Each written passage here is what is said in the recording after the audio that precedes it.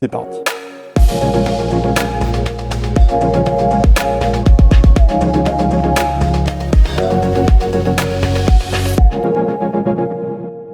Hello les Zitata, merci de votre fidélité. C'est notre premier rendez-vous de l'année. Je vous souhaite donc le meilleur, santé, bonheur et réussite.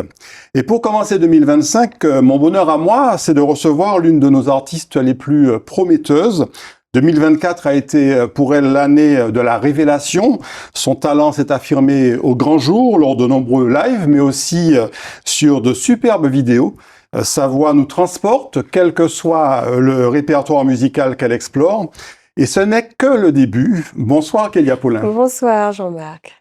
Alors vous confirmez, 2024 a été plutôt une belle année. Oui, une très belle année, je suis très contente, oui. Alors on va résumer, vous étiez salarié dans une société, on va dire, plutôt de la tech.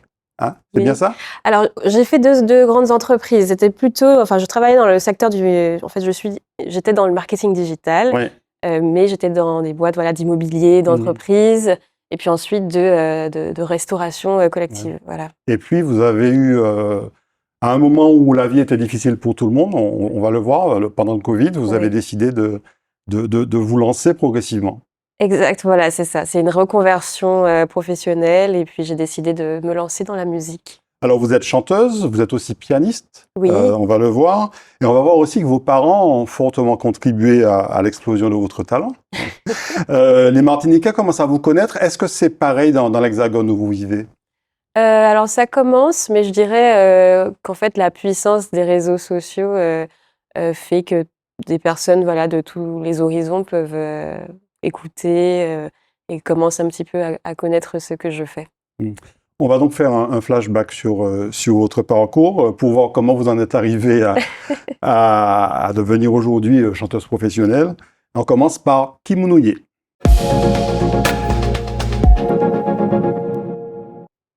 Alors, qui est Kélia Paulin? Kélia Paulin est une femme artiste d'origine martiniquaise qui a à cœur de mettre en avant le patrimoine de la Caraïbe et de mettre en valeur les musiques, les rythmes qui l'ont bercée. Ouais. Voilà. Alors, je disais tout à l'heure que votre maman et votre papa ne sont pas étrangers à ce que vous êtes aujourd'hui. Oui. D'abord, vous êtes Kélia Paulin, donc leur fille, et puis vous êtes aussi chanteuse, et on va voir qu'on va commencer par maman d'ailleurs. Oui. Maman qui chante.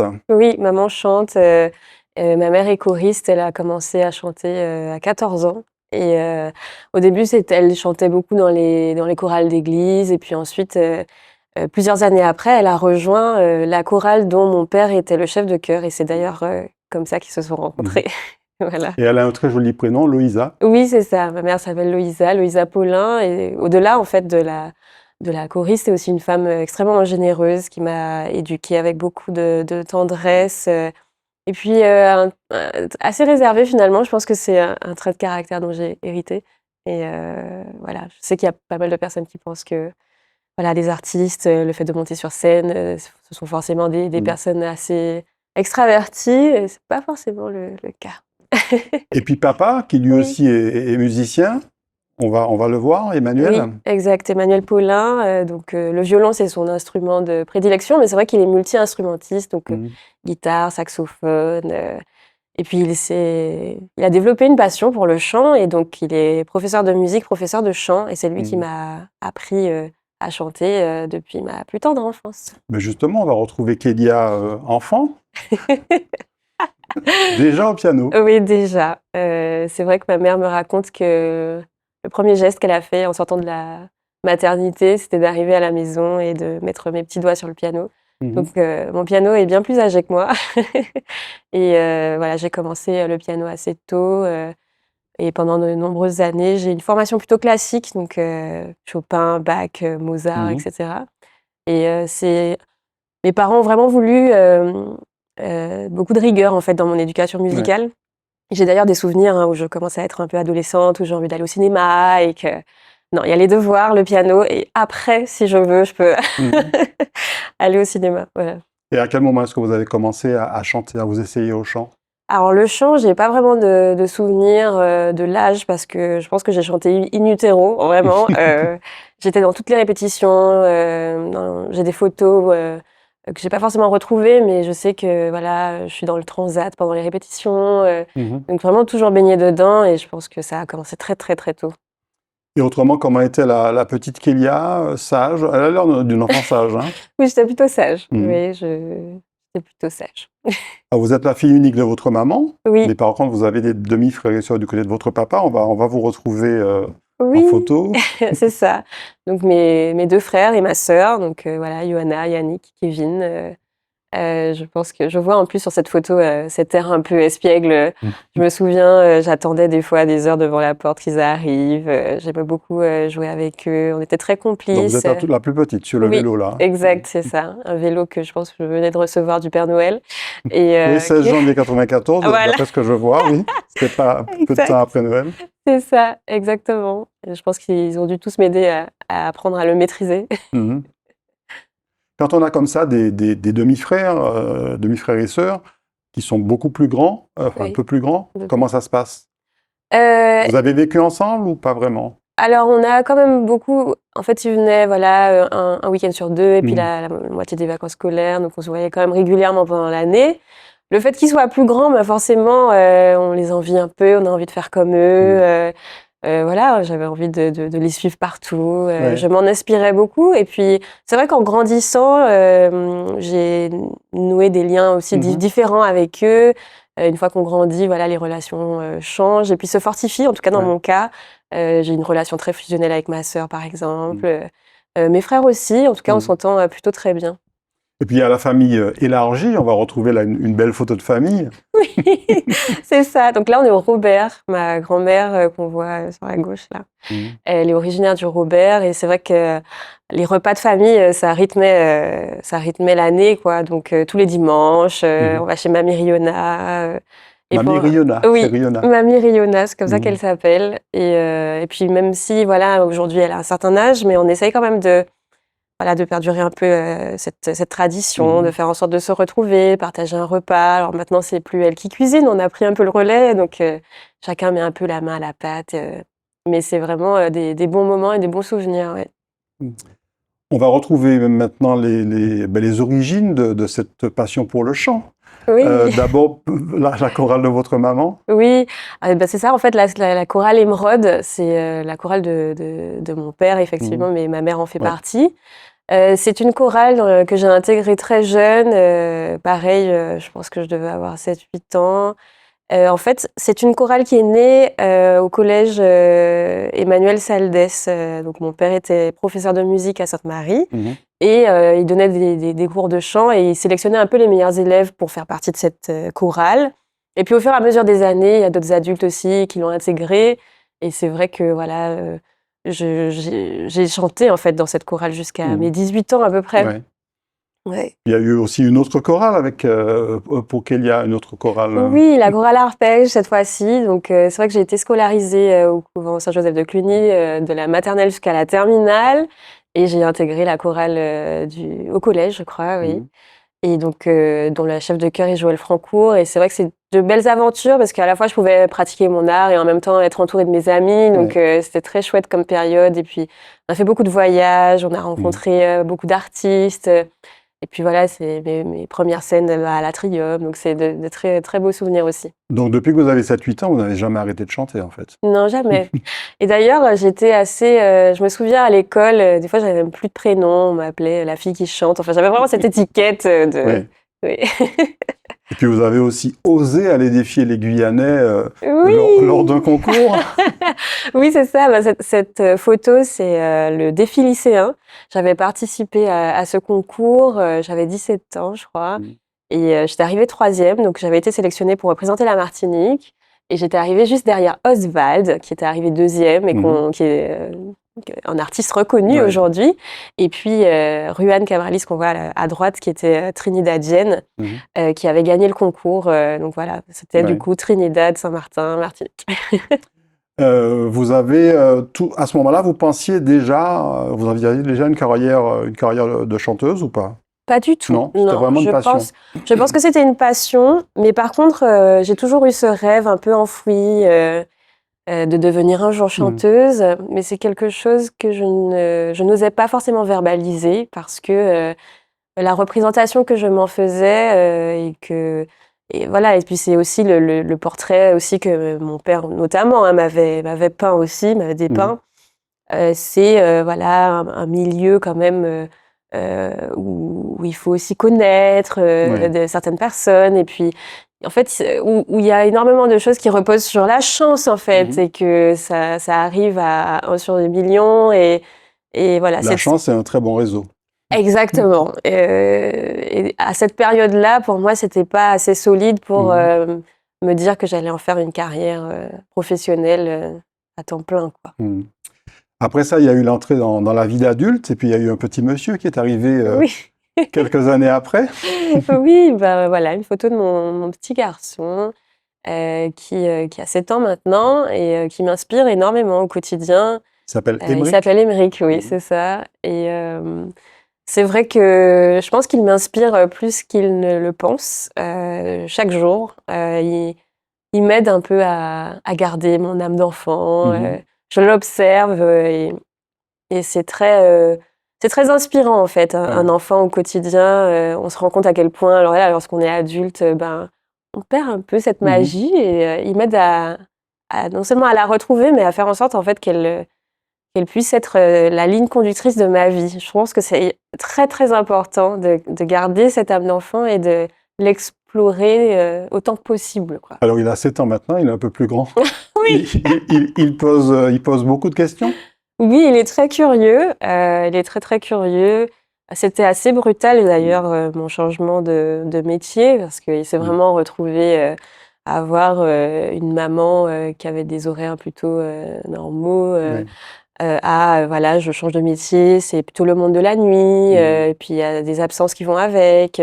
Donc c'était assez intéressant de pouvoir me poser la question, comment je peux lui expliquer cette reconversion, comment il peut la comprendre, l'emmener aussi des fois au concert, qu'il puisse... voilà, c'est un métier, c'est le nouveau métier de maman.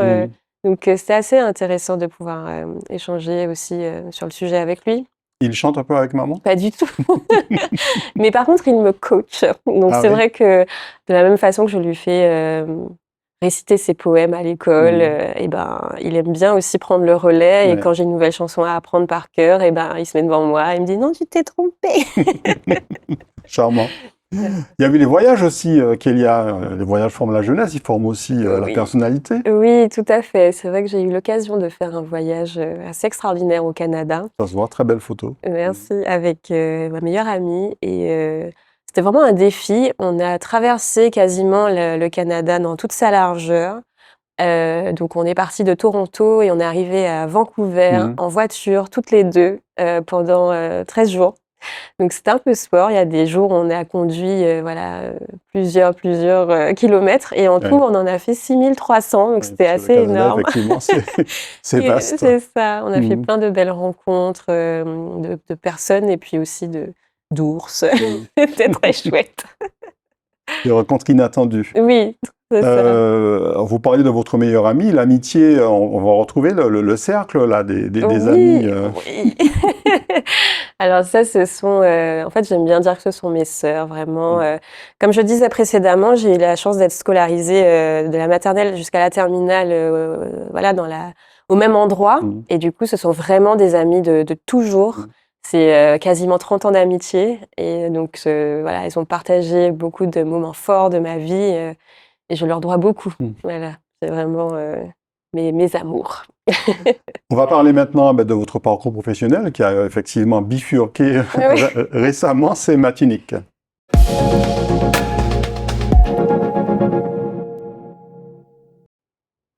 On commence par les études. Oui. Il y a eu d'abord une école de commerce. Oui, c'est ça, une école de commerce où je me suis spécialisée dans le marketing digital. Donc une école qui s'appelle Kedge, qui est à Bordeaux, voilà. Et c'est une école, pour moi, c'est vraiment le grand bain. J'arrive à Bordeaux, bon, j'étais allée en Hexagone quelques fois, mais Là, c'est le changement total. Donc, j'essaye de tisser de nouveaux liens. Pour moi, c'est une vraie aventure, quoi. Et puis, je découvre un campus énorme avec des amphithéâtres très, très, très, très grands. Il y a beaucoup de personnes. Donc, c'est vraiment une aventure, voilà, spéciale où on essaye de s'intégrer, on essaye d'être ouvert d'esprit. Voilà, pour moi, c'est On très... découvre aussi une autre société avec d'autres regards sur soi. Ah oui, complètement, oui, oui, c'est assez bouleversant même, je Mmh. dirais, c'est ça. Combien d'années à Kedge? Alors j'ai fait 3 ans à Kedge, en sachant qu'il y a, dans le parcours académique, il prévoit aussi des années de césure, une année de césure à l'étranger. Mais en fait, c'est un parcours de 5 ans, c'est un master, mais les 2 premières années, je les avais faites à Bellevue, en prépa, Ouais. au lycée Bellevue, voilà. C'est ça. Et puis il y a eu l'Australie dans Oui. le cadre du parcours pro aussi. Oui, c'est ça. En fait, on devait Voir l'Opéra de choisir. Sydney, là. Oui, on devait choisir en fait de faire justement cette année de césure à l'étranger. Et donc je m'interrogeais sur la destination et en fait j'étais déjà très loin de la Martinique. Je me suis dit bah franchement quitte à être loin, autant aller très très loin. Et donc j'ai atterri à Sydney. J'y suis restée 1 an. J'ai travaillé du coup là j'ai vraiment commencé à faire un peu mes armes au marketing digital. Donc je travaillais voilà notamment à Sofitel. C'était vraiment une aventure incroyable. Je pense vraiment qu'il y a eu un avant après l'Australie. J'habitais dans une grande villa avec 16 autres colocataires. Ah oui, rien que ça. De 9 nationalités différentes. Donc, c'était vraiment une expérience. Oui, il devait y avoir de l'ambiance. Ah oui, oui, oui. C'était la tour de Babel aussi au niveau Carrément. des langues. Et puis, en fait, c'est assez agréable de se dire, je vais sortir de ma zone de confort et sortir de ce voyage d'1 an et se dire, en fait, c'est ma nouvelle zone de confort. C'est-à-dire qu'en fait, vraiment, Sydney, j'aurais pu carrément y habiter, quoi. Il fallait que je termine mes études et c'est la seule et unique raison pour laquelle je suis repartie. Mais c'est vraiment un coup de cœur. C'est une vie très différente, je suppose, de celle de l'Europe, de Paris. Pour moi, c'est surtout un super compromis entre voilà, la mégalopole, le côté hyper cosmopolite d'une grande ville, et en même temps, ce côté insulaire qui rappelle tellement la Martinique. Ouais. Parce que voilà, on est quand même sur une île, donc il y a aussi une atmosphère un peu où... En fait, c'est un vrai combo gagnant pour moi. Ouais. Bon, il a fallu rentrer. Oui. Et puis, il a fallu commencer l'activité professionnelle. On va vous retrouver au bureau. Alors, c'est... Oui. Ça y est, changement d'ambiance. Ah oui, ça se voit. Oui, et ben là, je commence voilà, à exercer. Donc là, c'est mes premières années où je fais mes preuves. Et On est en quelle année à ce moment-là? Là, je pense qu'on est en 2015-2016. Voilà.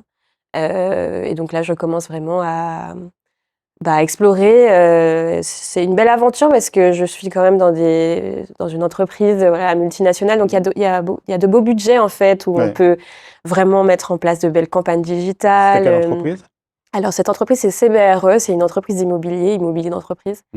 Et donc moi, mon objectif, c'était d'être garante en fait du site internet, du fait qu'il y ait de générer le maximum de leads dessus et que la vente puisse se faire au maximum. Donc de très belles campagnes et puis aussi une possibilité avec le digital d'analyser en fait ce qu'on fait. Oui, parce que vous avez vécu l'évolution du marketing digital, l'arrivée du règlement de protection des données, etc. Ah oui, tout à fait.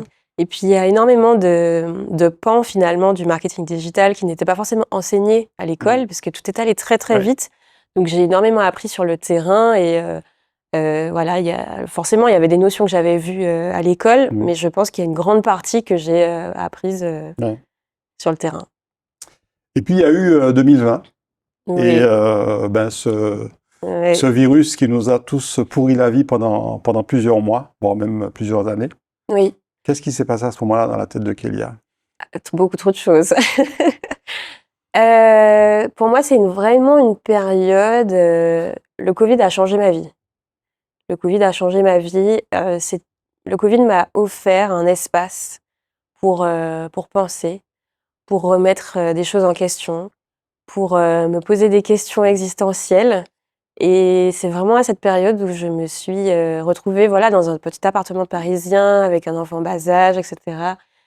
La Martinique m'a beaucoup manqué à cette période-là. Je ne pouvais pas y retourner pour la première fois. Donc c'était une situation plutôt inédite. Et j'ai ressenti beaucoup de nostalgie, j'avais envie d'y aller. Et je me suis dit, mais voilà, ça fait 10 ans que tu n'as pas chanté, que tu n'as pas fait de musique, que tu n'as même pas pianoté, c'est qui est énorme. Ouais. Est-ce que voilà, ce serait peut-être pas le moment de t'y remettre? Alors, il y avait vraiment pas de projet, c'était vraiment un cri du cœur, mais juste, en tout cas, essayer d'extérioriser cette peine que je ressentais à ce moment-là Ouais. en musique. Voilà, c'était On vraiment va ça. regarder une vidéo des petites expériences que vous faisiez. On la regarde.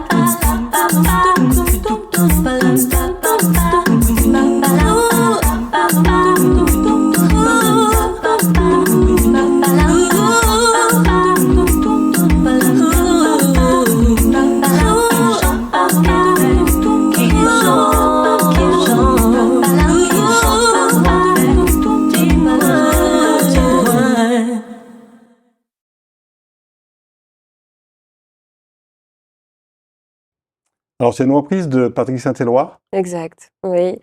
En fait, Qui Jean qui est fait, ouais, Qui Jean qui est fait, de Patrick Saint-Éloi. et là, il n'y a pas d'instrument, hein, c'est uniquement la voix de Kélia qu'on entend. Oui, c'est vrai, exact. En fait, l'histoire de cette reprise, c'est que donc avec le Covid, je m'y remets en quelque sorte. Donc je sors une première vidéo et je ressens qu'il y a un engouement, donc j'en sors une deuxième. Et au fur et à mesure, en fait, un jour, j'ai un retour de quelqu'un qui me dit c'est sympa ce que tu proposes, mais j'aurais aimé voilà t'entendre sur un zouk, quelque chose voilà de typique de chez nous, ce que je peux comprendre. Et à cette époque, en fait, j'étais vraiment en train d'essayer des choses. Et je me suis dit, mais comment je pourrais faire un zouk? J'avais bien envie de répondre positivement à cette demande, mais sans aucun musicien. Je me suis dit, mais comment je pourrais faire? Et qu'en fait, quand on est dos au mur, finalement, on arrive à trouver des solutions. Donc, je suis allée sur YouTube, j'ai cherché. J'ai creusé un peu le beatbox, comment voilà placer les lèvres pour que ça puisse bien ressortir, pour que le son soit propre, que ça soit le plus ressemblant finalement des instruments d'origine. Et puis je suis tombée sur une vidéo qui disait, alors c'était petit K, donc et donc je me suis dit comment je peux transformer ça en zouk. Et du coup ça s'est amélioré en tout cas en disant et donc en fait c'est voilà des petites astuces voilà que j'ai trouvées sur internet en essayant de me former. Et puis au final j'ai sorti cette reprise. Voilà, en tout cas ça montre un peu voilà les débuts où j'essayais d'être créative pour pouvoir proposer et toujours être à l'écoute en fait des retours que j'avais. Il y a eu aussi cette autre expérience. On regarde une autre vidéo et on en reparle. D'accord.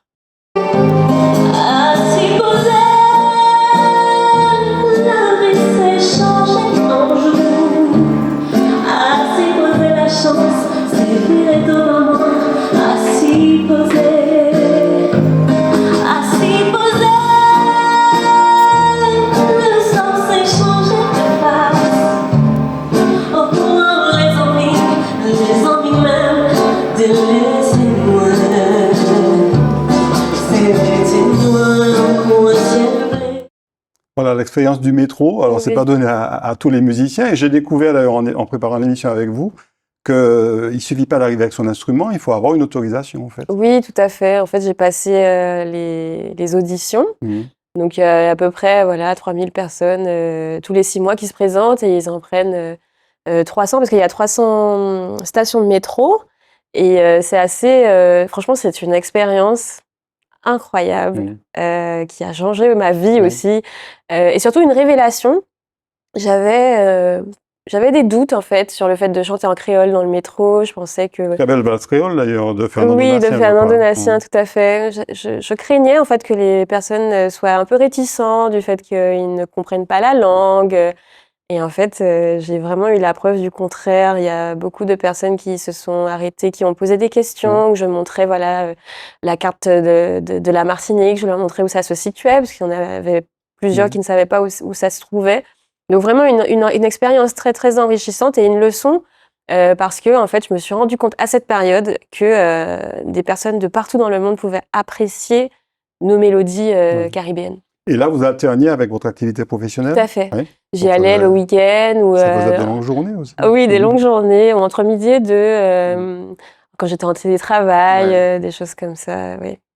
Et puis les collaborations ont commencé. On va voir un monsieur que tous les Martiniquais connaissent, avec qui vous avez collaboré. Oui, c'est vrai, Tony Chasseur, lorsque je suis entrée en Martinique, donc ça va faire 1 an et demi maintenant, j'ai eu la chance de pouvoir faire un concert avec lui, voilà, dans le cadre des Richesses du terroir avec le Biotour, et c'était vraiment une expérience incroyable. Je dirais aussi une rencontre artistique, certes, parce qu'on a collaboré voilà, dans le cadre de la musique, mais une rencontre aussi humaine, parce que c'est vraiment un artiste qui est au service de la culture et surtout qui n'est pas avare de conseils, et qui a pu me donner des conseils précieux quand j'ai débuté, et qui est vraiment aussi dans une démarche de transmission. Et pour moi, c'est l'un des artistes qui, on va dire, est le plus fédérateur. C'est vraiment, il y a souvent des concepts où il y a beaucoup de musiciens sur scène, où il rassemble un peu les différents talents, et c'est juste extraordinaire. C'est un des premiers qui a cru en vous, en fait. Ouais, franchement, Tony Chasseur, vraiment, je lui dois beaucoup. J'ai vraiment aimé échanger avec lui. J'ai appris beaucoup de lui au début. Et à ce moment-là, vous aviez déjà décidé de progressivement vous lancer? Oui, c'est ça. C'est-à-dire que le premier concert qu'on fait ensemble, je pense que j'ai démissionné il y a 2 mois. Et donc là, ça y est, je réalise que je suis sur scène. 2 mois avant le premier concert. 2 mois avant le premier concert, je réalise que voilà, je suis sur scène et que c'est mon nouveau métier. Alors on l'a vu, vous avez, on va le voir tout au long de l'émission, vous avez plusieurs répertoires musicaux, vous avez la capacité, cette voix qui permet de chanter quasiment tous les répertoires musicaux, notamment de chez nous. Oui. Et on va voir une double expérience là autour du jazz. On regarde.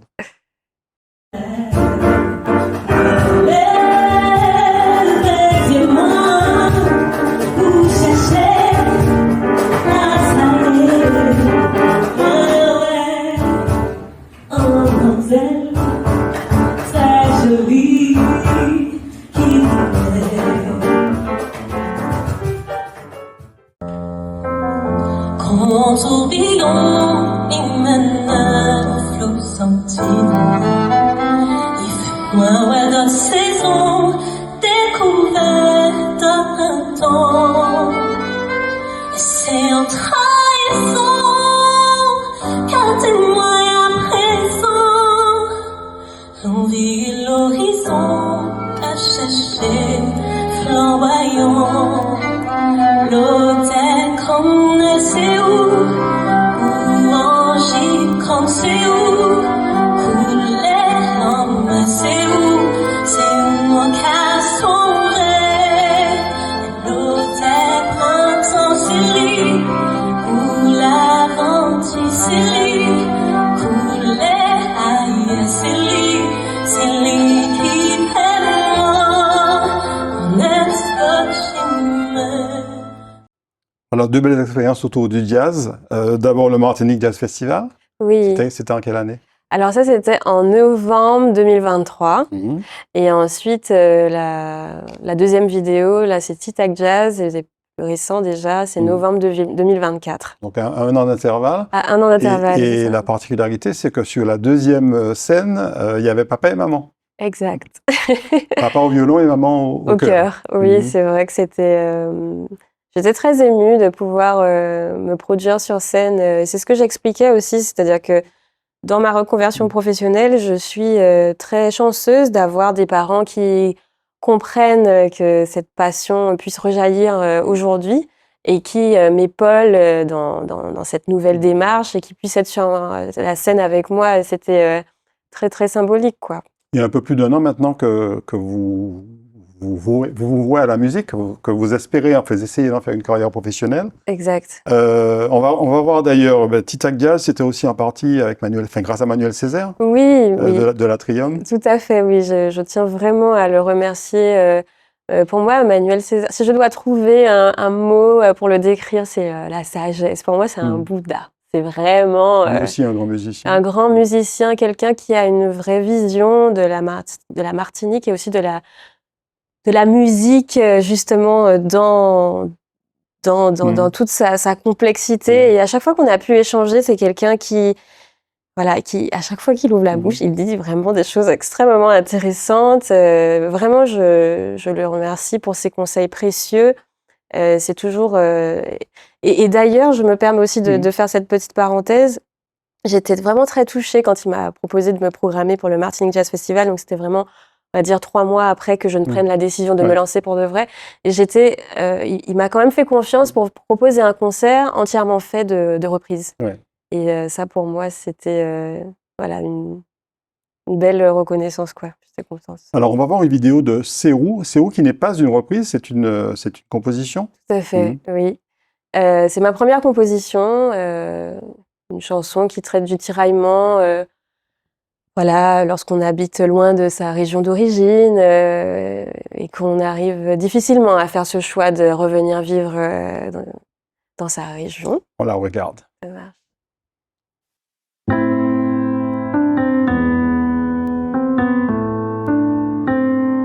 Laisse-moi l'écarter des yeux moins qu'à dans le ciel.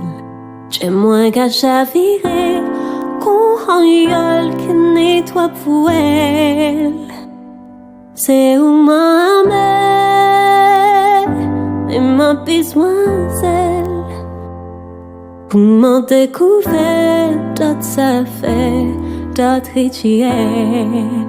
L'autre quand elle sait où, couange quand c'est où, couler l'homme c'est où. Une très jolie composition, Kélia. Merci. Donc, c'est une histoire triste, un petit peu. Plutôt, beaucoup de mélancolie. Après, pour moi, le retour au pays, c'est un cheminement. Et puis aussi, la conclusion, c'est comment trouver les armes pour finalement trouver son bonheur, peu importe où on habite aussi. Hein. Ouais. C'est ça, finalement, la chute.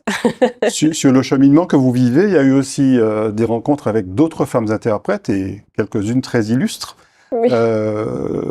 Notamment, entre autres, Jocelyne Béroir, mais on en voit quelques-unes qui font aussi partie de la nouvelle génération. Oui. Et puis, il y a eu, on se régale avec les vidéos aussi. Hein.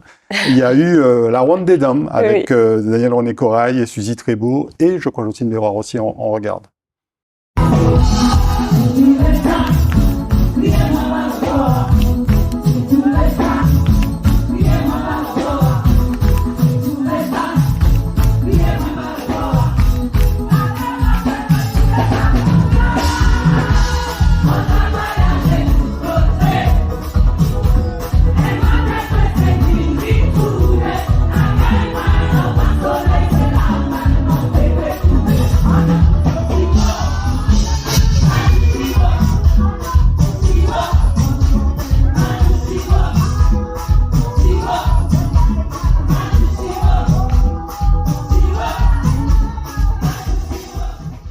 Donc la Ronde des Dames, c'était une belle expérience aussi avec entre autres Daniel René Corail et Suzy Trébeau.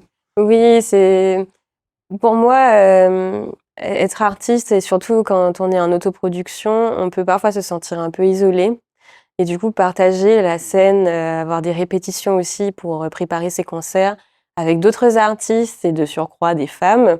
Et c'est sûr que ça fait plaisir et on parle aussi de problématiques communes, donc c'est extrêmement plaisant. D'ailleurs, j'ai un souvenir de Tricia Evie en répétition qui est en train d'allaiter son petit bébé entre 2 chansons. Et moi, j'adore ces souvenirs parce que je me dis, en fait, on se comprend, on sait. Et on se rend compte aussi de la richesse des interprètes féminines qu'on a. Tout à fait. Je pense même qu'il y a plus de femmes qui chantent aujourd'hui chez nous que d'hommes. C'est vrai qu'il y a de plus en plus de femmes qui se dévoilent. En tout cas, j'étais vraiment super contente de pouvoir partager la scène avec des femmes aussi talentueuses les unes les autres. Il y a aussi vos complices dans cette aventure, qu'il y a vos musiciens. Oui, c'est la Dream Team, ça. Mm. Et ben c'est une belle histoire aussi. Élisée qu'on voit donc Au premier plan. voilà, en premier plan, il est venu en fait au premier concert que j'ai fait en arrivant en Martinique. Élisée Donc Domergue. c'était Élisée Domergue, oui. Et en fait, à la fin de ce concert, il est venu me voir en me disant, écoute, si jamais voilà, tu as besoin d'un pianiste, n'hésite pas à m'appeler, etc. Et en fait, le lendemain, il y avait déjà une opportunité qui se présentait. Et donc, finalement, on a sillonné la Martinique en trio, là, avec Daniel Dantin aux percussions. Et c'est une super aventure qui, j'espère, va continuer longtemps. Il y a eu une belle expérience aussi, Big Jazz Collective. Vous avez été en première partie du Big Jazz Collective. Oui, c'était une belle histoire aussi. Thomas Boutan qui m'appelle et qui me dit « Tu fais quoi le 7 avril ?» Je lui dis « Écoute, je suis prise, je vais au concert de Big Jazz Collective, je ne peux pas. » Il me dit « Ça te dirait pas de faire la première partie ?» Oh, très contente, vraiment ravie, un super moment. C'était un superbe spectacle avec un très beau concept aussi, le Big Jazz Collective. Vraiment, je suis vraiment très fan de ce groupe. Je les ai écoutés très longtemps, beaucoup quand j'étais à Paris, donc c'était un honneur de pouvoir faire la première partie. On a parlé de l'expérience avec Tony Chasseur, il y en a eu une autre avec un autre illustre musicien martiniquais. On regarde, les Martiniquais vont le reconnaître.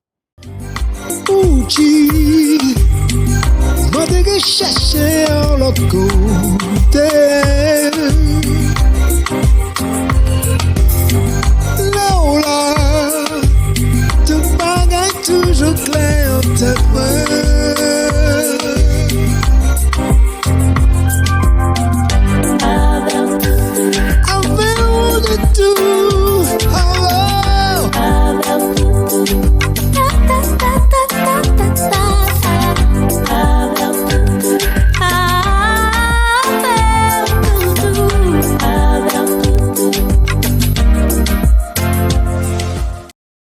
Ça fait quoi, Kélia, de chanter avec un des plus grands musiciens martiniquais de ces dernières années?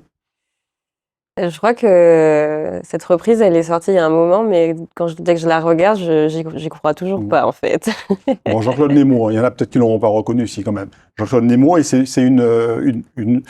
Vous avez revisité Ave Doudou, en fait, un titre de Jean-Claude Némours. Oui, c'est ça. J'avais proposé un extrait sur les réseaux sociaux, et puis cet extrait lui a plu, et puis il m'a contacté ensuite pour qu'on puisse la reprendre ensemble. C'est vrai que c'est une figure emblématique du groupe Kassav, donc c'est un vrai honneur d'avoir fait cette collaboration. En tout cas, pour une première collaboration artistique, premier enregistrement avec un artiste, j'aurais pu difficilement rêver mieux, quoi.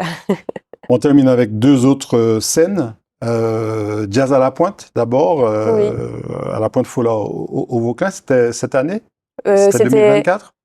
C'était 2024, tout à fait. C'était cette année 2024. Très belle expérience. J'étais assez surprise du public. Je les ai vraiment trouvés très nombreux ce jour-là. Et puis on a eu beau temps, des personnes extrêmement chaleureuses. Il y a eu quand même des interactions. J'ai vraiment eu l'impression d'avoir fait ce concert avec le public. Le lieu aussi s'y prête pas mal. Je trouvais qu'il y avait une belle complicité. Et puis Miss Martinique. Alors, c'était Miss Martinique de cette année, 2024? Oui, c'est ça, exact. Donc là, c'est une photo à la balance où je réalise petit à petit ce que je vais faire. Puis on a son nom en grand. Et c'est ça. Et puis, je ne réalise pas d'ailleurs que je suis en train de participer à l'élection de la prochaine Miss France, en fait. C'est ça, donc vraiment très très belle expérience aussi, avec la grosse production, le comité Miss France qui arrive, très très beau spectacle aussi. On l'a vu, donc vous chantez en créole, et on va voir que c'est vraiment un parti pris, c'est politique.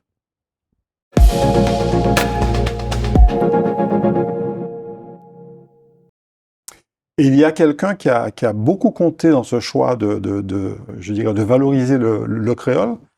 C'est un monsieur que vous connaissiez bien depuis toute petite. Oui, c'est ça. Alors, c'est Loïc Jean-Louis, c'est mon oncle, c'est le frère de ma mère. Et c'est quelqu'un qui avait en fait une passion pour le créole, qui est linguiste en créole, et qui avait vraiment cette démarche de décortiquer la grammaire créole. Et On va voir déjà qu'il a écrit un petit guide du créole. tout à fait. Il a écrit le petit guide voilà, du créole martiniquais. Et c'est vrai que nos projets se sont un peu croisés. Et donc, on échange énormément. C'est avec lui et ma mère notamment qu'on écrit les chansons, qu'on les traduit. On passe énormément de temps à avoir une vraie réflexion en fait sur les mots qu'on choisit, parce que mine de rien, les chansons, ce sont des titres qu'on écoute en boucle. Donc voilà. Vous êtes passé sans difficulté au créole parce que souvent dans les chorales, on ne chante pas toujours en créole, c'est parfois du français, ou alors les chorales dans lesquelles vous avez chanté, c'était déjà du créole? Je pense que j'ai chanté vraiment les deux. J'ai chanté en français, en créole, en anglais aussi parfois. Après, le projet, en fait, arrive aussi à une période où je suis nostalgique du pays. Donc, pour moi, ça fait sens de choisir le créole pour commencer. Il y a eu un titre dont on va voir le clip tout à l'heure. On voit d'abord les paroles, c'est Vancé. Oui. C'est vrai que ce sont Autour du monde de l'aïeul. Oui, voilà, c'est vrai que... Alors, ce n'est pas forcément une chanson sur l'aïeul ronde, mais en tout cas... qui tourne autour de l'aïeul ronde. On a fait exprès de choisir des expressions typiques de ce sport. La volonté d'aller de l'avant. Voilà, exactement. Et en même temps, d'apporter un message d'espoir, d'encourager dans la difficulté. C'était un exercice très intéressant de pouvoir jouer avec les mots, en fait, de leur donner un sens en les mettant à l'envers, à l'endroit. Et on regarde un extrait en vidéo du clip.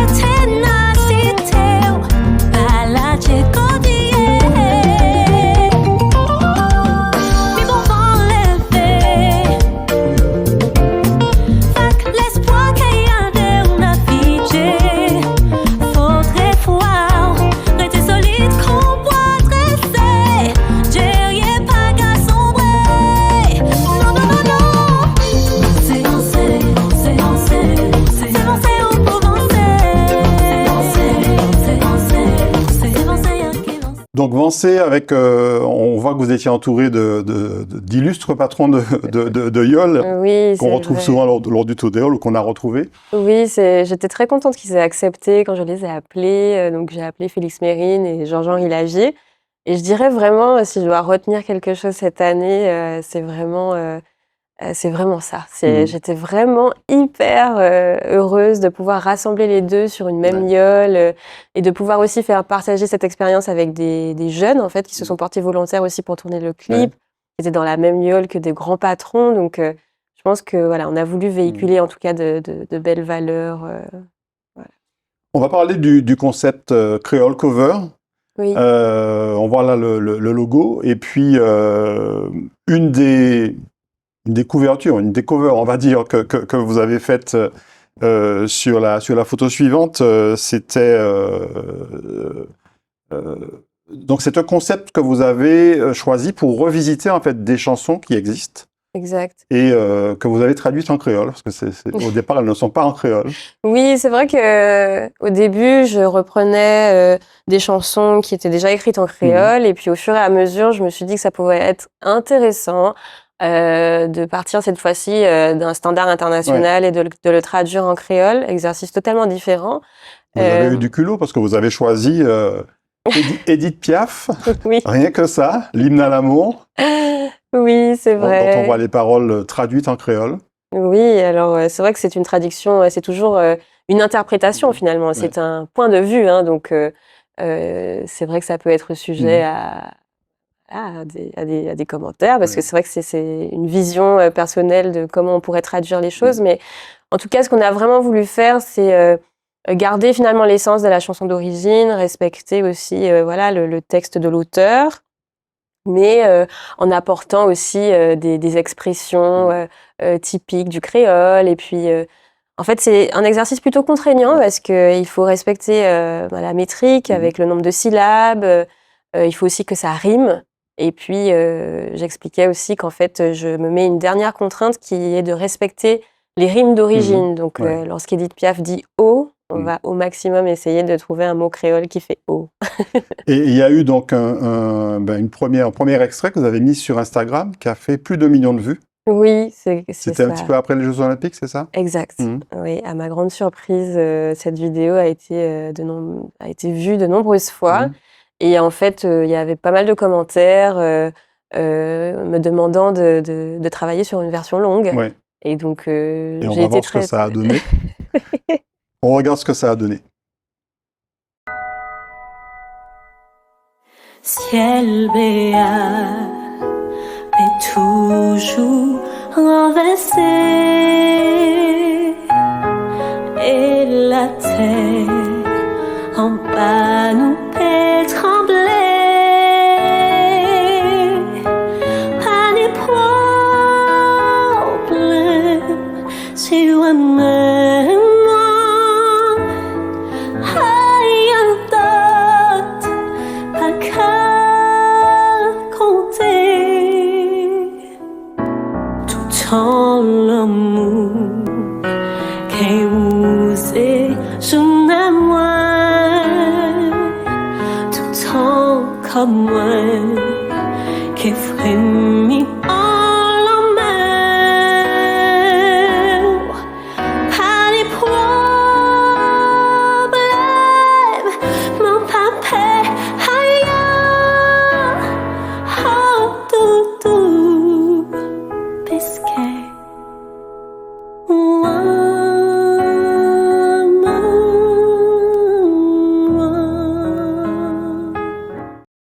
Voilà, donc sur le YouTube de Kélia Paulin, qui est extrêmement riche, vous allez le voir. Faut vraiment aller le visiter, cette page YouTube, la visiter cette page YouTube. Donc Édith Piaf, pratiquement 100 000 vues déjà sur YouTube, alors que ça fait quelques mois à peine qu'elle a été mise en ligne. C'est un sacré défi quand même. Oui, Bien relevé. Merci.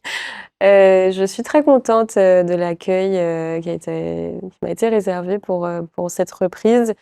Et surtout, j'étais aussi très touchée par les retours, et particulièrement des non-créolophones, parce que finalement, c'est un standard international, donc ça ouvre des perspectives et la cible devient beaucoup plus large. Et de voir en fait des commentaires, en tout cas des retours de personnes qui ont eu envie finalement de creuser la langue créole à travers cette reprise. C'est une fierté, j'étais contente.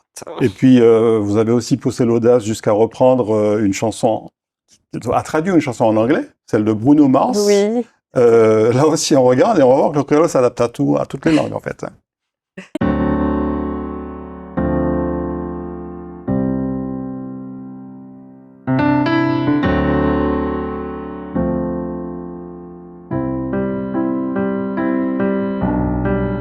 Même cabane, mais où c'est dit trop grand, pas moi tout seul.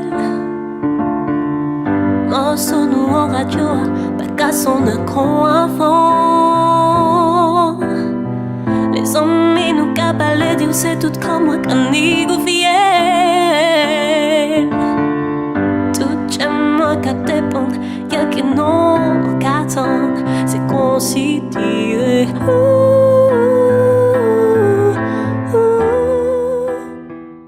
Voilà, ça montre bien tout le panel possible de l'adaptation du créole en fait à d'autres langues. Oui, souvent j'ai entendu dire qu'il fallait peut-être que je commence à chanter en français ou alors un peu en anglais pour élargir un peu encore la cible. C'est vrai que c'est une idée que de nombreuses personnes ont. Et voilà, j'ai essayé de faire le pari, en fait, de faire le contraire, de partir en fait de chansons écrites en anglais ou en français et de les traduire en créole pour toujours avoir ce fil conducteur qui est pour moi ma marque de fabrique et qui répond à cette démarche que j'ai de mettre en avant la langue. Ouais. Et ce qui est intéressant à lire, ce sont les commentaires sous les photos sur YouTube. J'ai lu par exemple concernant la chanson de Bruno Mars, When I Was Your Man. Oui.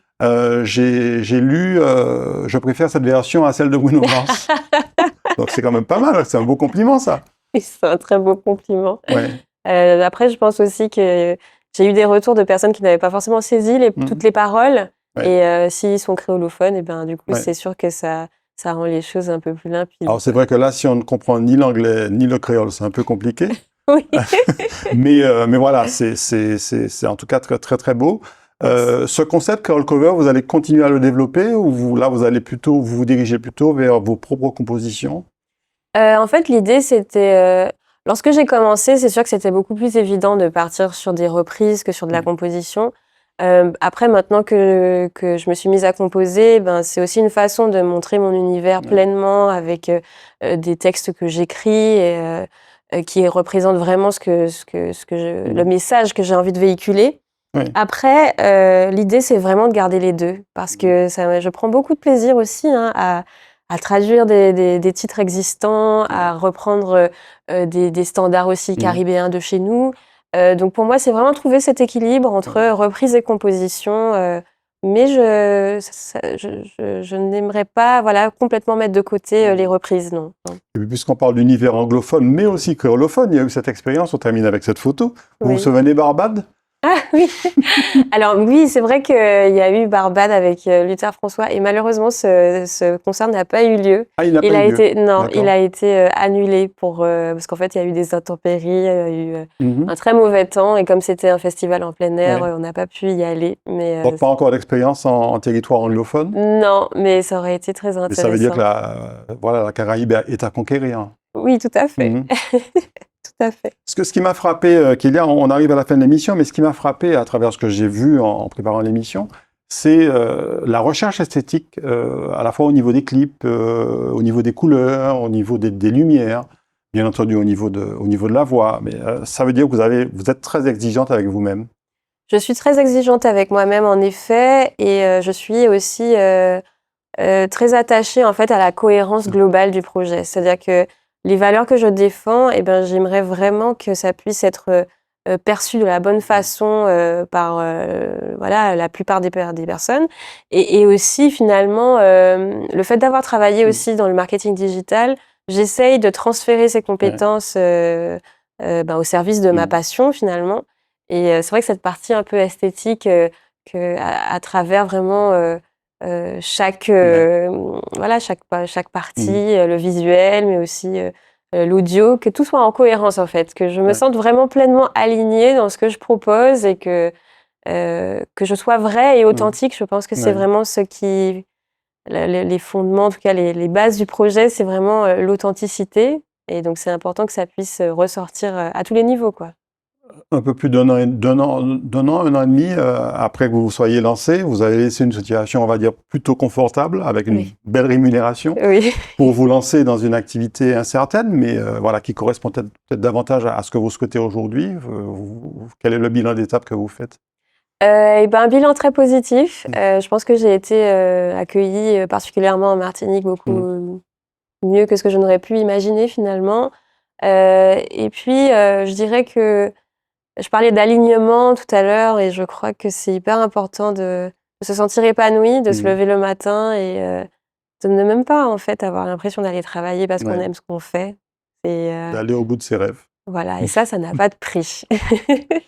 Merci beaucoup, Kélia Paulin. Merci pour beaucoup. ce retour sur votre jeune carrière, parce que vous êtes encore très jeune. Et puis, on vous suit. On peut d'ailleurs, sur Zitata, voir un certain nombre de vos chansons. Merci beaucoup. Et puis, je vous encourage vraiment à aller voir le compte YouTube, la page YouTube de Kélia Paulin, sur laquelle il y a de très, très belles interprétations. Merci. Et on est sûr que ce n'est que le début. Merci beaucoup. Merci beaucoup, Kélia. Merci. Merci à vous de nous avoir suivis. On se retrouve très prochainement sur les antennes de Zitata. Bonne soirée, bonne journée.